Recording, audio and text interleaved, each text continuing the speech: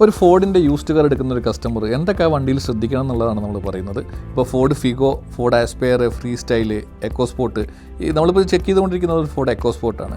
ഈ വണ്ടികളിൽ പൊതുവെ കണ്ടുവരുന്ന ഒരു പ്രശ്നമാണ് അണ്ടർബോഡി റസ്റ്റ്. അപ്പോൾ അണ്ടർബോഡിയൊക്കെ നമ്മൾ നല്ല രീതിയിൽ ചെക്ക് ചെയ്യണം. അതായത് വെൽഡിങ് ജോയിൻറ്റുകൾ അവിടെയും കോർണറുകളിലൊക്കെ റസ്റ്റ് കാണാറുണ്ട്.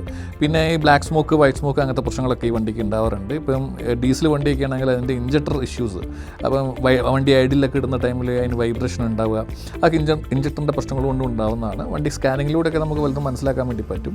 പിന്നെ ക്ലച്ചിൻ്റെ ഹാർഡ്നസ്, ഒരു 80,000 കിലോമീറ്റർ കൂടിയ വണ്ടിയാണെങ്കിൽ ക്ലച്ചിൻ്റെ ഹാർഡ്നസ് നല്ല രീതിയിലുണ്ടാവും. അപ്പോൾ ക്ലച്ചൊക്കെ ഓവറോൾ ചെയ്യുന്ന ടൈമിൽ നമ്മൾ സാധാരണ ക്ലച്ച് പ്ലേറ്റൊക്കെ മാറും, പക്ഷേ അതിൻ്റെ കൂടെ അതിൻ്റെ ഫോർക്കും കൂടെ മാറിക്കഴിഞ്ഞാൽ ആ ഹാർഡ്നസ് മാറത്തുള്ളൂ.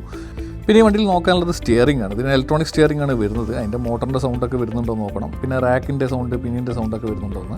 ഡ്രൈവ് ചെയ്യുന്ന ടൈമിൽ എന്തെങ്കിലും അബ്നോർമൽ ആയിട്ടുള്ള സൗണ്ട്, എന്തെങ്കിലും അടിയൊക്കെ സ്റ്റിയറിംഗിലേക്ക് വരുന്നുള്ളത് ശ്രദ്ധിക്കുക. പിന്നെ ഈ വണ്ടിയുടെ റിയർ ടയറൊക്കെ നോക്കുകയാണെങ്കിൽ ടയറിന് എപ്പോഴും അൺഈവൻ ആയിട്ടുള്ള തേയ്മാനം കണ്ടുവരാറുണ്ട്. റിയറിലുള്ള ടയറിനാണ് എപ്പോഴും കാണാറ്. പിന്നെ ലീക്ക്, പഴക്കം കൊണ്ടുള്ള ലീക്ക് ഈ വണ്ടിയിൽ ഒരു കോമൺ ആയിട്ടുള്ള പ്രശ്നമാണ്. പക്ഷേ ഈ വണ്ടി നമ്മൾ ഇൻസ്പെക്ട് ചെയ്തുകൊണ്ടിരിക്കുന്ന വണ്ടിക്ക് ഒരുപാട് പ്രശ്നങ്ങൾ ഉണ്ടായിരുന്നു. ലീക്ക് ഉണ്ടായിരുന്നു, സസ്പെൻഷൻ്റെ സൈഡിൽ, ആക്സിലിൻ്റെ സൈഡിലൊക്കെ ലീക്ക് ഉണ്ടായിരുന്നു.